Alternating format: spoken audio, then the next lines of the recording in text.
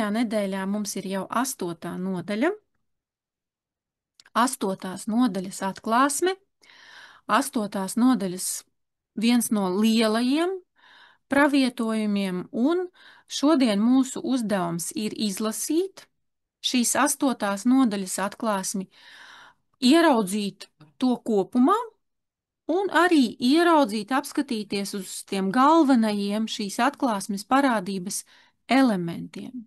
Tā kā mēs to darījām arī iepriekšējās reizēs, un arī mēģināsim jau uzreiz saprast, kāda tad ir to nozīme. Un sākam ar pirmajiem 2 pantiem. Dzintars mums varētu izlasīt. Ķēniņa Belsacara 3. valdīšanas gadā man, Danielam, bija parādība garā, kas atgādināja manu agrāko redzējumu. Man šķita, ka es parādības laikā biju Sūsas pilī, kas atrodas Elamas valstī, un es redzēju sevi šai parādībā, ka es biju pie Ulajas upes. Šeit mūsu priekšā ir karte, kurā mēs redzam Babilonijas teritoriju un to, kur tad atradās šīs sūzas. Lūk, Daniēls tātad šo parādību redzēja atrodoties Sūzās, Sūzas pilī. Un lūk, visa Bābeles teritorija, tad mēs arī apmēram redzam, kur ir Jeruzāleme, ja kur ir galvaspilsēta Babilonija un kur ir Sūzas. Un šeit, šajos pirmajos 2 pantos, padomājam šobrīd par to, vai ir kaut kāda informācija, vai ir kaut kāds mājiens, kas mums palīdzētu saprast parādības nozīmi. Liljāna. Es gribēju pateikt, ka vispirms viņš šo redz 551. gadā pirms Kristus, jā? Pirms mūsu ēras, tas ir 3. valdīšanas gads. Belzacaram tad ir 551. gads pirms Kristus. Un man liekas tā, ka kāpēc mājiens ir uz to pašu 1. pantā, ka Dievs viņam atgādināja agrāko redzējumu. Jā. Tā ir te teikts. Jā, paldies.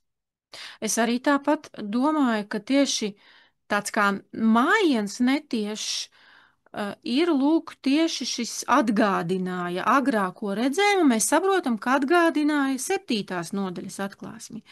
Tātad 7. nodaļas atklāsme un šīs 8. nodaļas atklāsme, tur ir kaut kas, kas atgādina, ja, kas liek atcerēties to, kas jau bija redzēts iepriekš.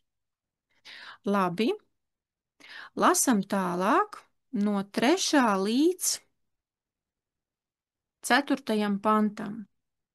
Kad es pacēlu savas acis un apskatījos visapkārt, es redzēju vienu aunu, kas stāvēja pie upes. Tam bija 2 stalti ragi, abi bija gari, bet viens garāks par otru. Garākais bija izaudzis beidzamais. Es redzēju, kā auns ar saviem ragiem badījās pret vakariem, pret ziemeļiem un pret dienvidiem, un neviens zvērs nevarēja viņu priekšā pastāvēt, un neviens nevarēja izglābties no viņa varas. Viņš darīja, ko gribēdams, un kļuva arvien stiprāks.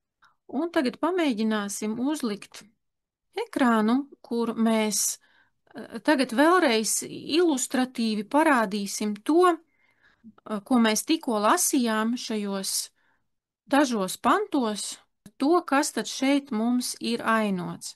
Varbūt, Zintar, tad vēlreiz tagad saviem vārdiem ļoti lēnām tu varētu pastāstīt, kas mums šeit ir parādīts. Tātad auns, sākam ar to, kad auns var redzēt aunu. Jā, auns pie upes, un kuram ir 2 stalti ragi. Tātad ragi šeit ir, ja redzami jau. Jā.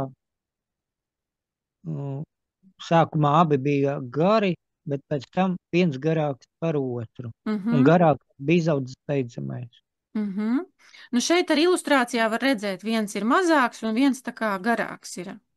Un tad viņš badījās pret dažādām debesu pusēm, pret dažādiem jā, Mēs varētu uzlikt arī šādu te virzieniem debesis puses, un tad tu jā, varētu pateikt, uz kādām pusēm viņš badījās. vakar tie rietumi. Tā, uz rietumiem, jā. Jā, pret vakariem, pret ziemeļiem un pret dienvidiem. Jā, un pret dienvidiem, jā? Jā, Tātad, un viņš nebadījās, uz kurieni nebadījās? uz austrumiem Uz nebadījās. austrumiem, jā. Un neviens vairs nevarēja viņu priekšā pastāvēt. Tātad Nu, tobrīd viņš simbolizēja, kundzību, tā var teikt. jā, un tur vēl pateikts, ka viņš darīja, ko gribēdams, ja, un kļuva arvien stiprāks. Nu, es nezinu, mēs varētu varbūt ilustratīvi viņu tā, ka kļuva stiprāks, ja, varens, arvien spēcīgāks un spēcīgāks. Un šajā nodaļā mums ir arī paskaidrots ļoti konkrēti, ko tad aino šis auns. 20. pantā. Nevaru nolasīt. Jā, Liljāna. Auns ar 2 ragiem ir mēdiešu un persiešu ķēniņi. Tātad mēs varam arī pierakstīt Medo-Persija. Un es domāju, ka varbūt šeit arī uzreiz būtu pasakāms tas un būtu arī skaidrs, kāpēc viņš badījās tieši uz tiem ziemeļiem, uz dienvidiem, uz rietumiem.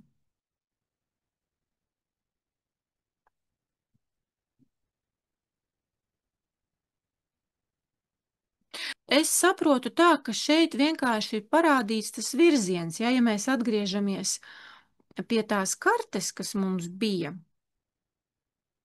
Šeit mēs redzējām Babilonijas impēriju Daniela laikā.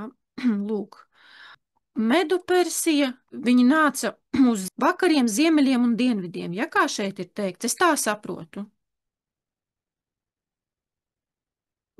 Kādas jums domas ir tieši par šo virzienu? Parādīts, kādā virzienā viņš badās, kādā virzienā tātad viņš virzās. Es saprotu tīri teritoriāli, kad viņš virzījās. Tad mēs lasam tālāk. No 5. līdz 7. pantam. Aunu vēl uzmanīgi novērodams, es jau ievēroju no rietumiem nākam āzi un ejam pāri visai zemē, nemaz nepieskaroties ar kājām zemes virsai. Āzim uz pieres bija stalts raks.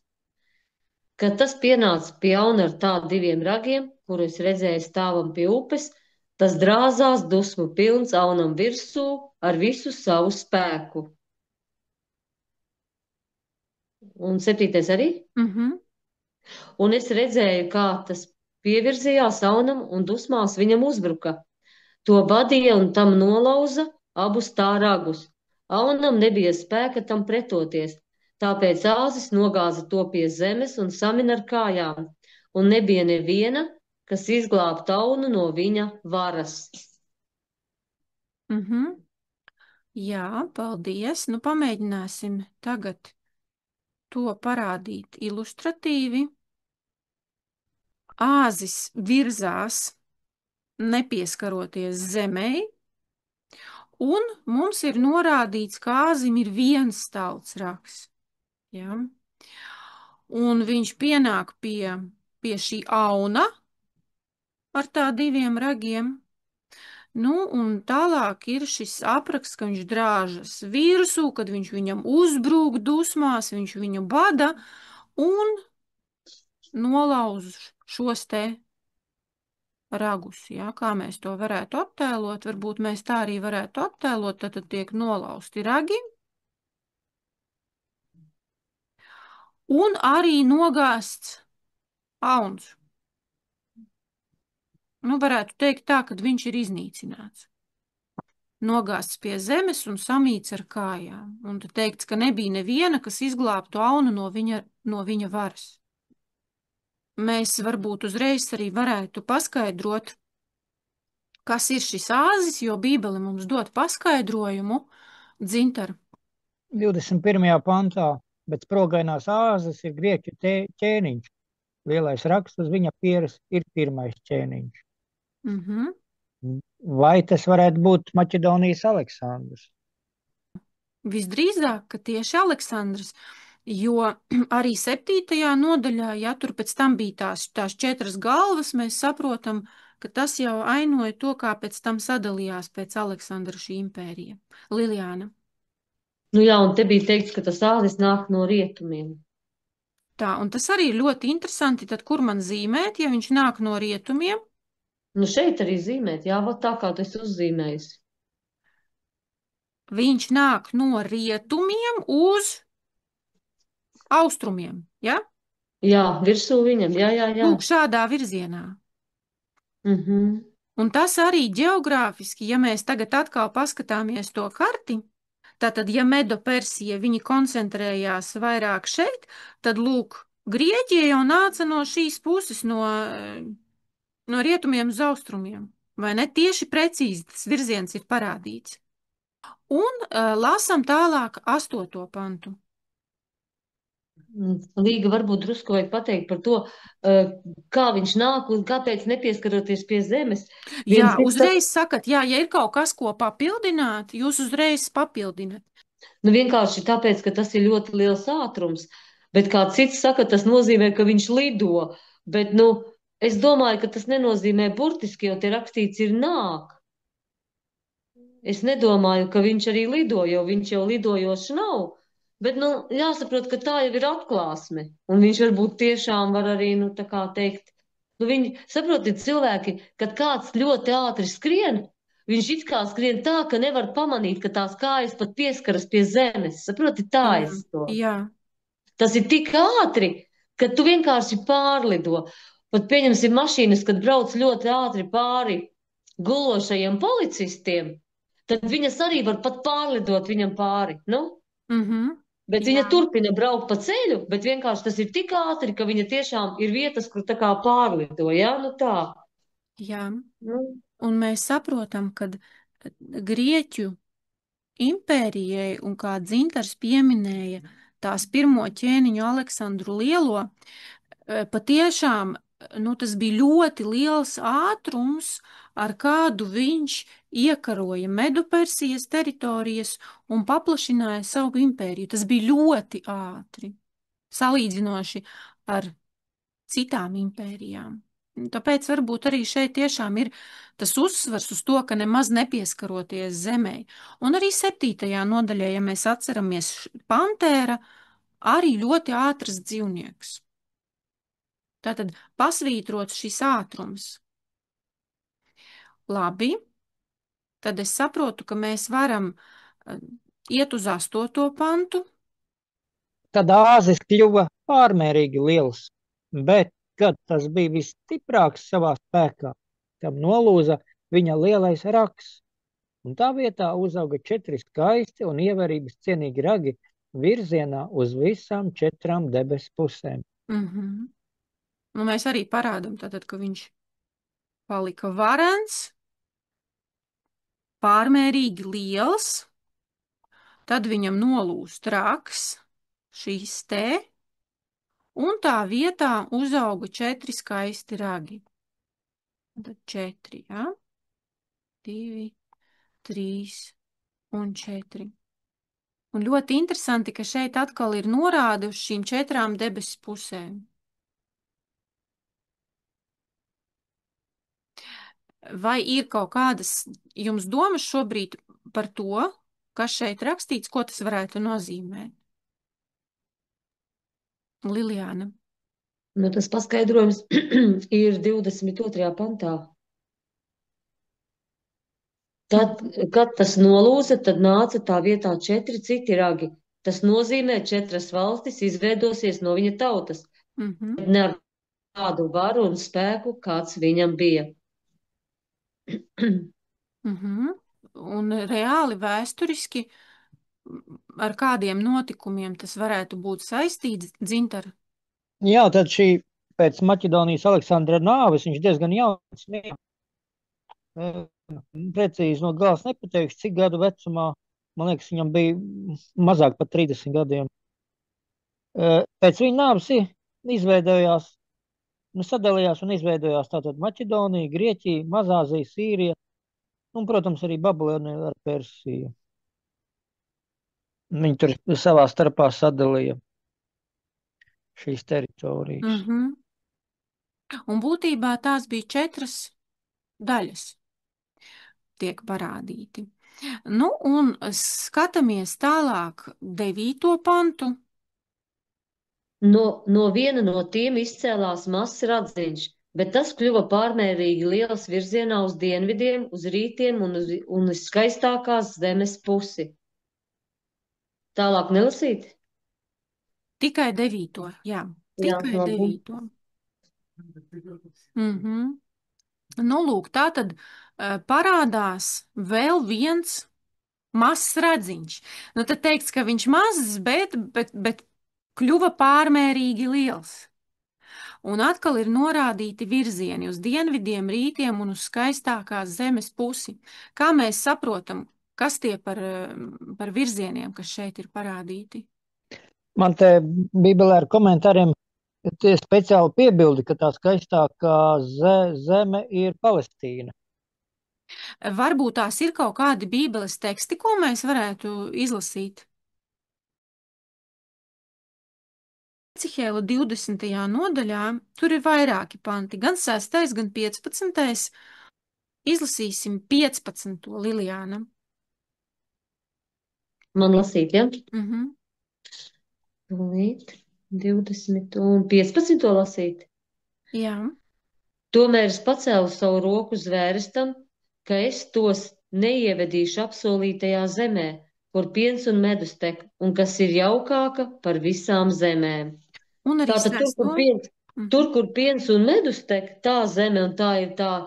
Un es saprotu, ka Dieva tronis ir uz ziemeļiem, tāpēc arī tas tā skaistākā zemes puse ir uz ziemeļiem. Viņa kartē tā arī sanāk, ja skatītos. Man likās, bet es nezinu. Tūlīt paskatīsimies. Tā, nu šeit mēs jau redzam tāda mūsdienīga karte, bet šeit ļoti labi var redzēt gan Eiropu, gan arī Jeruzālimi, šeit nedaudz tuvie austrumi. Un tad mums tas 9. pants rāda, ka šis te radziņš, tātad viņš virzās uz dienvidiem, tātad tas ir uz dienvidiem. Viņš virzās uz dienvidiem un uz rītiem. Tas nozīmē, viņš virzās uz dienvidiem un uz austrumiem un uz skaistākās zemes. Uz dienvidiem un uz austrumiem un kur ir Jeruzaleme? Šeit.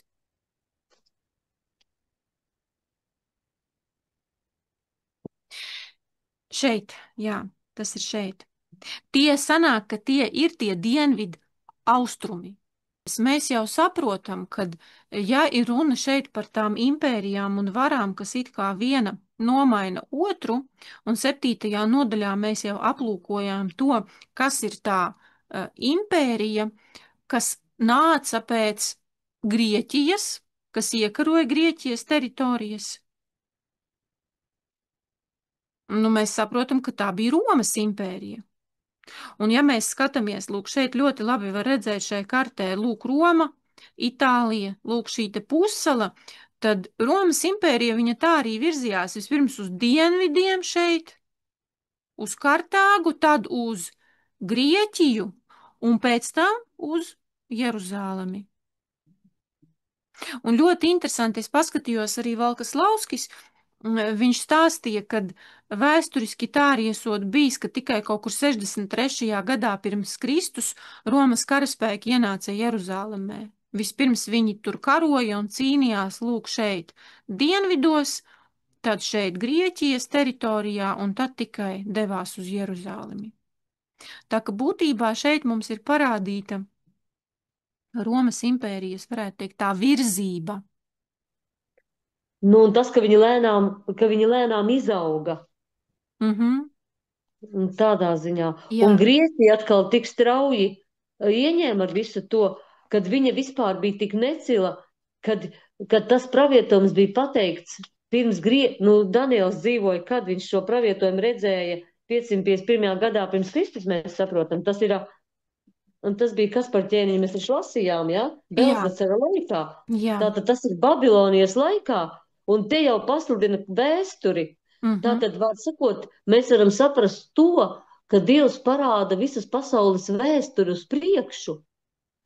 Un tas parāda to, lai mēs cilvēki iemācītos caur notikumiem, ko Dievs pasludina, lai mēs ieraudzītu, ka mēs esam vēsturiski pareizi saprotam, ja, ka mēs atrodamies pareizajā vietā. Jā, jā. Un arī tas, kad šīs atklāsmes, viņas parāda vienu un to pašu vēsturi, tikai sniedz mums vēl papildus informāciju un papildus detaļas, lai mēs varētu pārliecināties par to, ka mēs domājam pareizi, ka mēs nekļūdamies. Un ja ir runa par to, kas ir auns, tad mums ir dota skaidra informācija, kas ir auns. Tātad mēs jau lasījām Medopersijas ķēniņi, Āzis, tātad arī skaidra, konkrēta informācija. Mēs saprotam, tā bija Grieķija. Tad šeit jau par šo ragu, par mazo ragu, kurš izaug, informācija konkrēta nav dota, bet ir dots atkal ļoti detalizēts šī raga raksturojums. Mēs it kā izdarām secinājumus, runājam par Romu jau no tā, ko mēs zinām, ko mēs skatījāmies iepriekš, bet paskatīsimies, kādi ir galvenie raksturojuma punkti šim ragam, tālāk no 10. līdz 12. pantam, un tad mēģināsim padomāt, kā tas reāli arī ir īstenojies vai nav īstenojies. Tad lasam tagad 10. 12. raga raksturojums. Tas izauga pat līdz debesu karapulkam un norāva kādus no šā pulka un no zvaigznēm zemē un samina tos. Tas pacēlās savā pārmērīgā pašiedomībā pat līdz šā pulka vadonim, tā ka tas pēdējam atņēma dienišķo upuri, izpostīja un lika negodā viņa svētuma mitekli. Arī debesu karapulks tika aizdot projām līdz ar dienišķo upuri apgrēcības dēļ, un raks nogāza patiesību pie zemes, un viss, ko viņš darīja, tas tam izdevās labi.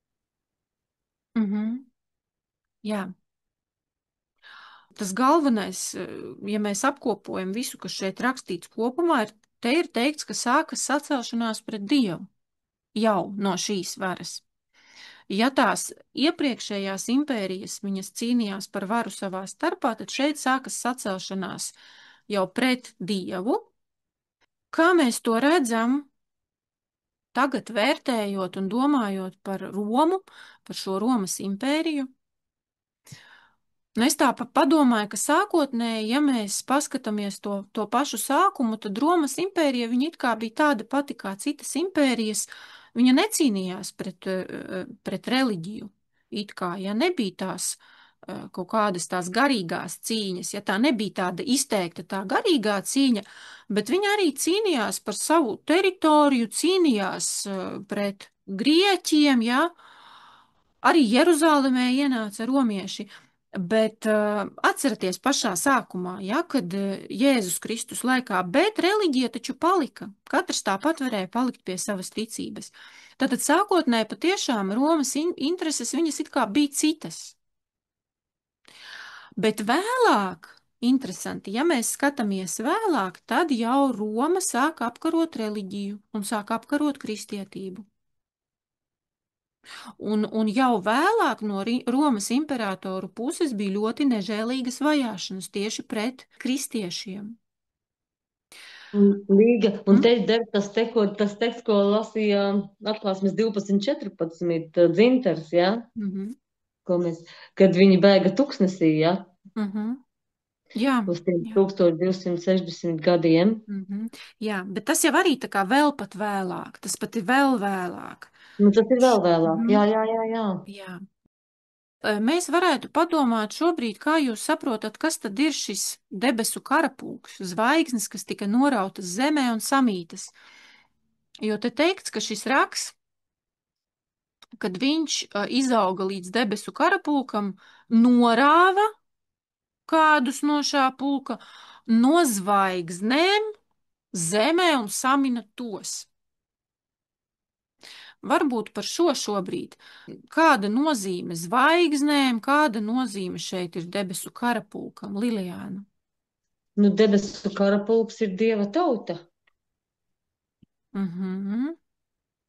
Man pirmajā brīdī uzreiz likās, kad es lasīju šo tekstu, kaut kad ļoti, pašā sākumā, man likās debesu karapulks tie ir eņģeļi. Es tā uzreiz to sapratu un uztvēru. Bet tagad jau, protams, ka pētot Dieva vārdu, es saprotu, ka šeit, nevar būt runa par eņģeļiem. Šeit noteikti runa par kaut ko citu. Un kā tu, Lilijāna, saki, tad otra nozīme ir, ka tiešām, ka tā ir Dieva tauta, Dieva cilvēki. Vai mums ir kaut kāds pamatojums, kāpēc mēs tā domājam, Lilijāna? Nezinu, man raksturvietas nav tagad, ko parādīt īsti. Es vēl vajag pameklēt. Varbūt arī tādas tiešas raksturvietas man arī nav, bet es uzreiz atceros, piemēram, Efeziešiem 6. nodaļu, 11. 12. pantu mēs varam izlasīt. Bruņojieties ar visiem Dieva ieročiem, lai jūs varētu pretī stāties vēlna viltībām, jo ne pret miesu un asinīm mums jācīnās, bet pret valdībām un varām, šīs tumsības pasaules valdniekiem un pret ļaunajiem gariem pasaules telpā. Jā. Piemēram, šis teksts, manuprāt, viņš tā parāda to, kad Dievs uzrunā savus ļaudis un savu tautu, kā karotājus, tādus, kuriem tā kā ir jācīnās, kuriem ir jābruņojās ar Dieva ieročiem. Tā varētu būt arī tāda netieša norāde uz to, ka Dieva tauta, ka viņi ir Dieva karotāji, kad viņi cīnās uz šīs zemes, un tāpēc tas debesu kara pulks, es domāju, ka noteikti tā ir Dieva tauta. Kas tad ir zvaigznes? Es tāda piebilde, bet tie eņģeļi, kas kalpo Dievam, tie taču arī skaitās pie Dieva tautas. Es tā sāku pēkšņi iedomāties. Ne tikai cilvēki. Un arī viņi eņģeļi skaitās arī kā Dieva karapulks. Mēs bieži lasām psalmos, ka Dievs ir nosaukts tas kungs Cebauts, un mēs zinām, ka Cebauts nozīmē karapulku dievs.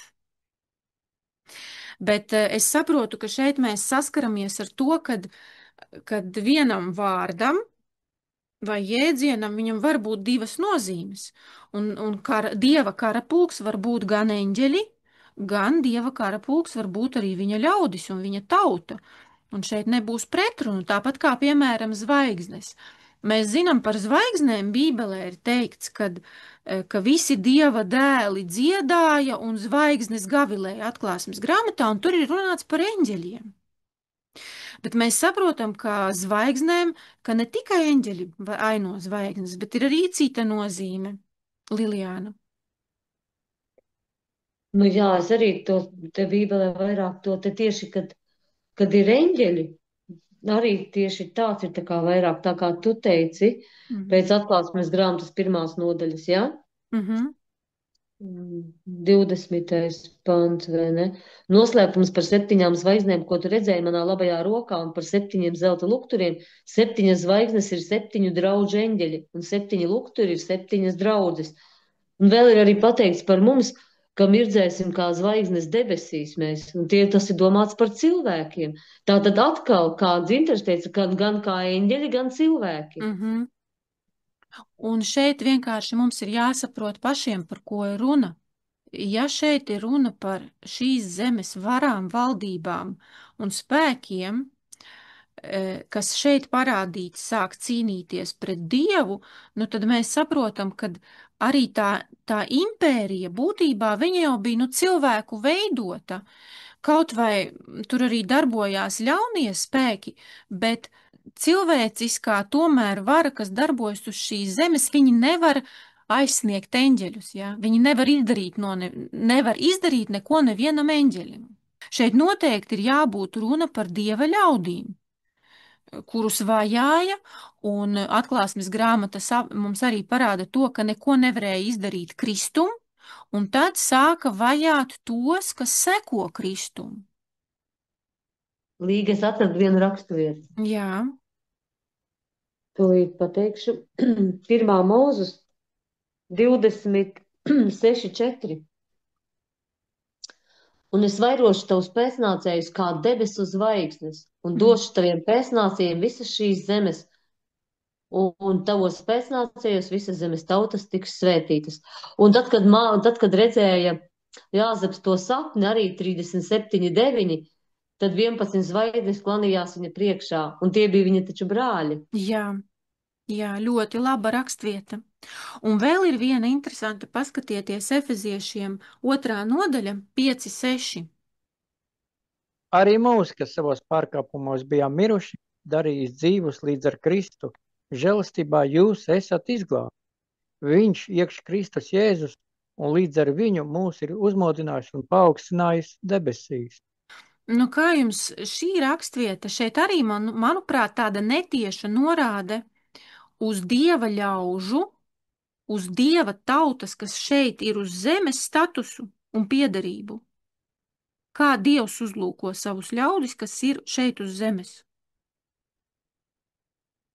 Es saprotu, ka viņš mūs uzlūko kā piederīgus debesīm, ja?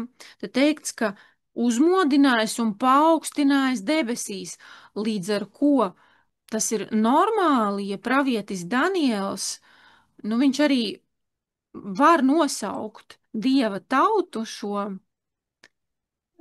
par šo te debesu karapulku. Voi, Līga, jā, šitas ļoti labi. Un, lai cik kas ir Līga, Bībelē taču ir arī teiks, Dievs nav mirušo, bet dzīvo Dievs. Un Dieva acīs pat visi, kas kapos, tie guļ. Un arī, vārds sakot, Dievam viss ir kā dzīvi, saproti, Līga. Mums tā kā, tie, kas mums nomiruši, tagad liekas, tie ir nomiruši kapos. Bet Dieva acīs viņi visi ir dzīvi. Jā. Es domāju, ka šeit mēs tā kā nonāktu pie tādas vienas domas, ka patiešām šeit ir runa par tām visām nežēlīgajām vajāšanām, kas tika vērstas pret Dieva ļaudīm šeit uz zemes, ka šis rakste teikts, ka viņš norāva kādus no šā pulka, viņš samina tos, nogāza zemē.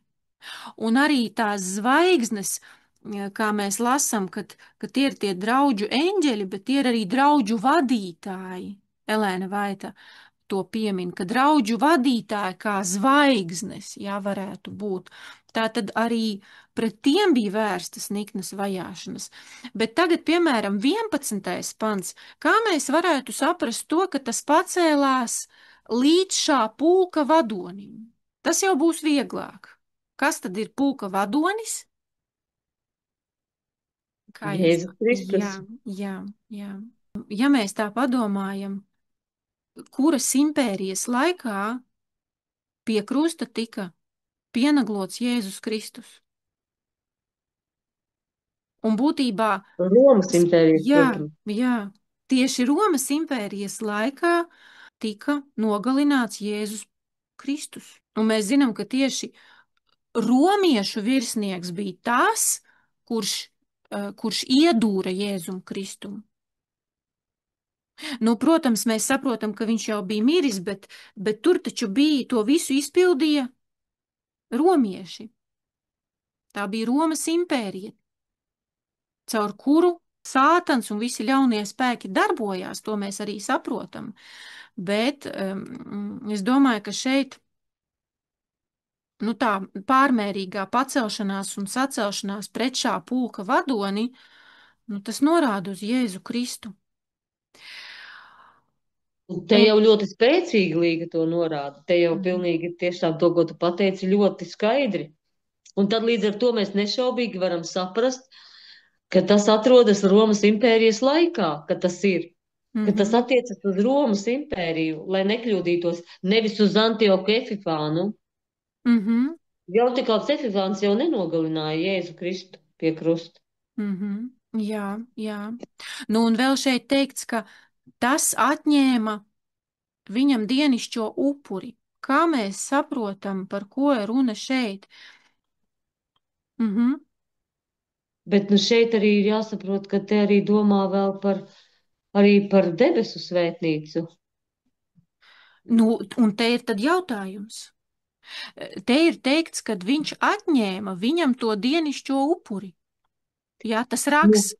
Un mēs jau saprotam, ka tajā laikā, kas tad tur tai svētnīcā notika? Nu, tas, Tajā kad laikā nekas nenotika svētnīcā.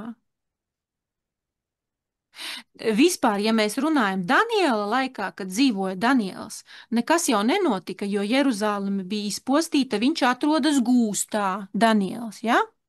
Un viņš tagad redz to visu atklāsmi, kas notiek, kādas tur valstis nāk un cīnās, tur Medopersija, Grieķija, tad kaut kāds mazais raks, un tad ir teikts, ka šīs te mazais raks, ka viņš karo tagad ar Dieva draudzi, debesu kara pulku, kad viņš saceļās līdz šī pulka vadonim, mēs saprotam līdz pašam Kristum, un tad Daniels redz, ka viņam arī Kristum atņem dienišķo upuri.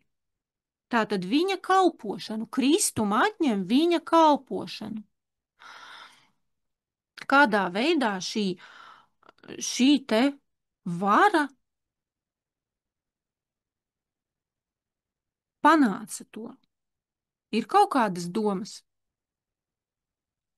Un, mēs varētu to savienot arī ar to teikuma otru daļu, dienišķo upuri un lika negodā viņa svētuma mitekli. Tas jau ir vieglāk. Kas ir svētuma miteklis?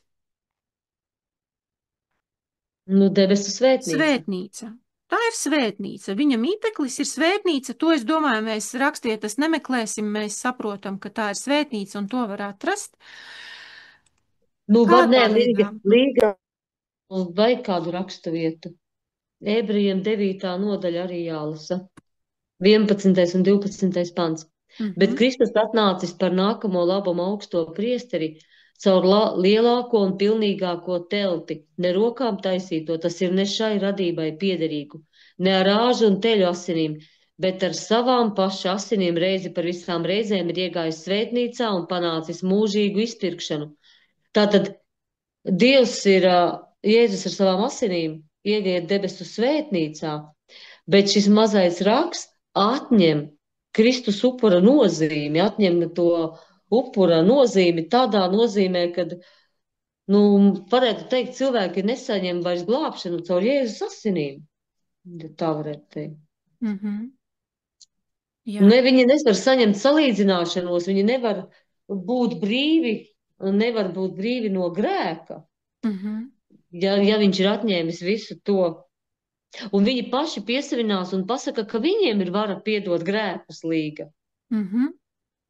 Jā, jo, ja mēs tagad, teiksim, atgrieztos un pētītu par to ikdienišķo kalpošanu svētnīcā, tad atceraties, tur jau viss tas bija simbolos ainots, tas, ko tu teici, Lilijāne, jā? Simbolos ainots tas, kā tad cilvēks tiek attīrīts no grēka. Ja viņš atnāk ikdienas no rīta un vakarā, ja tur tiek pienests tas upuris svētnīcā. Tas ir tas darbs, ko veids Kristus un attīra cilvēku. Un lūk, šeit ir pateikts, ka tas viss tā kā tiek, izpostīts. Mēs saprotu, ka pēc jau apustuļu laikiem visi Bībelē pierakstītie ziņojumi par debesu svētnīcu vispār daudzu gadsimtu garumā bija pilnīgi aizmirsti. Tas, ko tagad mēs lasījām šeit no vēstules ebrejiem, ja? Visa vēstule ebrejiem apustulis Pāvils ļoti skaidri saprata svētnīcas nozīmi, ka Jēzus pienes upuri, iegāja debesu svētnīcā, lai tālāk veiktu šo šķīstīšanas procesu, bet kaut kā pēc apustuļiem apustuļi nomira un tālāk. Mēs saprotam, kristīgajā baznīcā vispār zūd izpratne par Kristus kalpošanu debesu svētnīcā. Un interesanti, kad varbūt ir dzirdēts tāds katoļu baznīcas tēvs Augustīns. Viņam ir tāda grāmata uzrakstīta par Dieva pilsētu, un viņš apraksta tur šajā grāmatā tieši zemes svētnīcu zemes tempļus, baznīcu katoļu, kā Dieva šīs te, kā to vietu, kur tad notiek tā visa grēku piedošana un kur tad notiek tas šķīstīšanas process. Un būtībā tātad visa cilvēku uzmanība tiek novērsta no Kristus, šī dienišķā upura, viņa dienišķās kalpošanas debesu svētnīcā un pievērsta zemes tempļiem un šeit uz šīs zemes baznīcās notiekošajai liturģijai, visiem tiem rituāliem, kas cilvēkam ir jāizpilda. Un tādā veidā arī svētuma miteklis, svētnīca tiek likts negodā. Es te mazliet atpakaļ atgriezīšos. Es esmu dzirdējis, ka ir Tora ar komentāriem. Tora ir šīs 5 mūsu grāmatas, bet tad jānoskaidro, vai šie komentāri jau bija Kristus laikā vai krietni vēlāk. Jo komentāri nozīmē, tad var interpretēt tur kaut kādu, tādi, sadzīves un dažādi tur likumi, bauslība, un tad tur tie rabīni tur mēģina tur pa savam tad interpretēt. Un tad jautājums, kad bija, varbūt ik kādam zināms, kad vēsturiski bija šie komentāri? Tad, kad viņi uzrakstīja tos komentārus? Jā, vai tas bija Kristus laikā vai pirms Kristus? Labs jautājums. Es domāju, ka daudz kas bija rakstīts arī Kristus laikā, un daudz ko arī rakstīja vēl pēc tam, bet noteikti daudz kas bija rakstīts arī Kristus laikā. Jā, Kristus viena no pretenzijām bija, kur tad paliek žēlastība visā tajā jūsu komentāros. Jūs aizmirstat tādu svarīgu lietu kā žēlastību. Un viņš pēc tam arī paskaidroja, ka tā žēlastība ir ļoti svarīga. Viņa nav mazsvarīga. Tā žēlastība, protams, izpaudās kā palīdzēt grūtībās nonākušam. Un protams, ka Jēzus pēc tam paplašināja, ne tikai sākumā kā savas tautas brālim, jūds jūdam, ebrejs ebrejam, bet vispār cilvēkam kā tādam.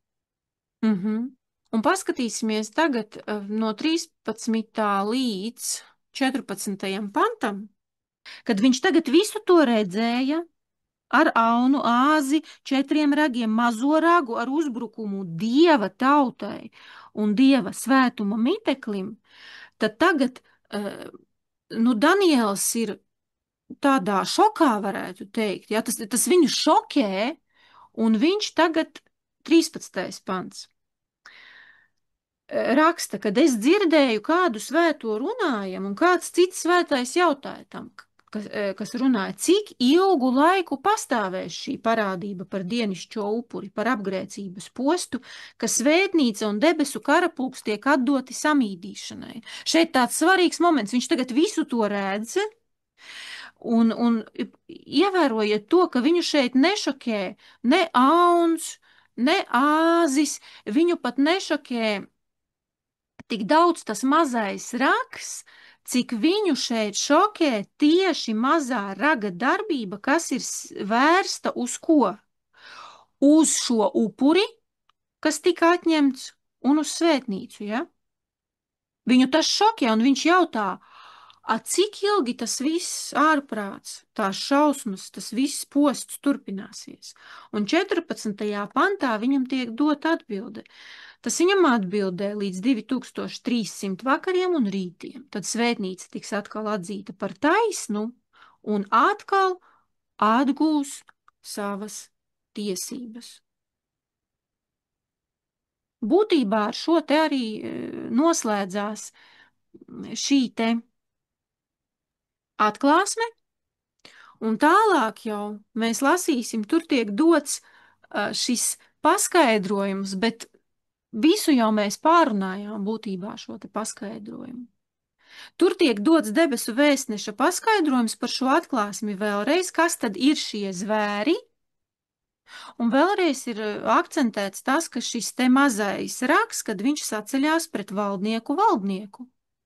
Es tik tā pie sevi padomāju, tad, kad Daniels uzzināja, ka tomēr Dievs visu kontrolē un šīs ārprāts, lai gan, būs šajā pasaules vēsturē, tad tomēr beigās tomēr, kā te rakstīts, Dievs vēsturi iegrozīs tā, ka atgūs savas tiesības šī taisnība.